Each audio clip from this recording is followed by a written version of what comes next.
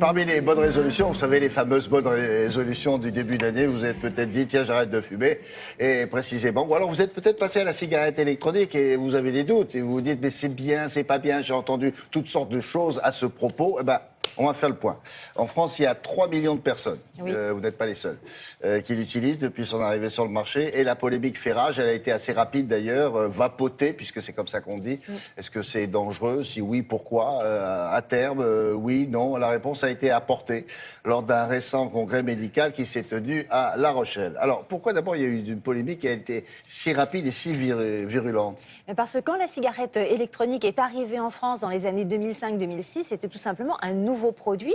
Donc on ne savait pas exactement de quoi il était composé. On avait des interrogations sur ce liquide, sur sa composition, mais sur ce liquide aussi qui est chauffé. Quelles étaient les conséquences de ces émanations de vapeur sur la santé? C'était une question que les médecins se posaient. Les médecins se demandaient aussi si c'était un médicament pour arrêter de fumer ou un produit pour inciter au tabagisme.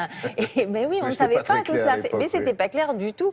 Et même en 2011, l'Agence française de sécurité sanitaire des produits de santé avait émis des doutes sur cette nicotine et sur qui est contenue dans les cigarettes électroniques et sur son innocuité. En 2013, c'est l'OMS, l'Agence mondiale, l'Organisation mondiale de la santé, qui avait dit il vaut mieux ne pas utiliser la cigarette électronique. On ne sait pas trop si c'est efficace. Oui, il y avait un doute, un gros doute, mais enfin, il n'y avait pas d'affirmation non plus. Et puis, entre-temps, d'abord, les cigarettes électroniques ont évolué, c'est-à-dire que ce ne sont plus les mêmes que dans les années 2005-2006, elles ont changé.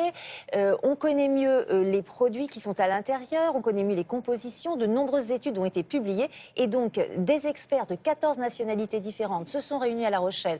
Ils l'ont précisé sans aucun soutien financier des industriels et ils ont fait le point et ils sont capables de dire aujourd'hui si la cigarette électronique est dangereuse pour la santé ou pas. Réponse en images.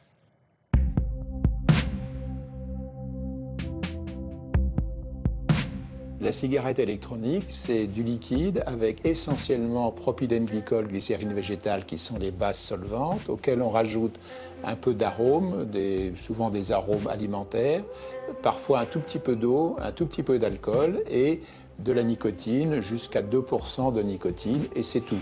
Donc la composition est parfaitement claire. Le propylène glycol n'est pas un produit cancérigène, est un produit qui est largement utilisé. 160 000 tonnes dans le monde est vendu chaque année pour mettre dans les aliments, pour mettre dans les médicaments, en particulier pour déshydrater. La glycérine végétale, c'est une autre molécule qui transporte un peu mieux les arômes. C'est un produit inoffensif, non cancérigène, utilisé dans des médicaments, dans les aliments aussi. Les arômes alimentaires sont non cancérogènes par définition, qui sont testés pour le chauffage. En revanche, il n'y a pas d'études pour l'inhalation spécifique. Toutes les études disponibles pour l'instant sont plutôt rassurantes, mais on n'a pas la preuve scientifique de leur innocuité par inhalation. C'est pour ça qu'il faut rester vigilant. La nicotine est irritante, est addictive, donne l'addiction, mais ne donne pas de cancer. Et la nicotine qu'on a dans les cigarettes électroniques, c'est la même nicotine qu'il y a dans les patchs à nicotine, c'est la même nicotine qu'il y a dans les gommes de nicotine qu'on donne depuis 30 ans à tous les fumeurs pour s'arrêter de fumer, sans développement de cancer. C'est bien la fumée du tabac brûlé qui donne le cancer, c'est pas la nicotine elle-même qui pose le problème.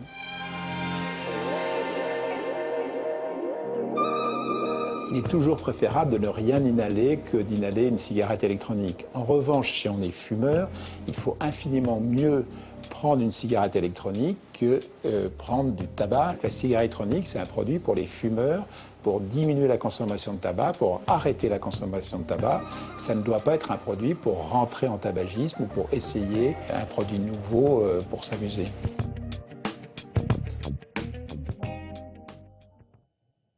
Non, c'est plutôt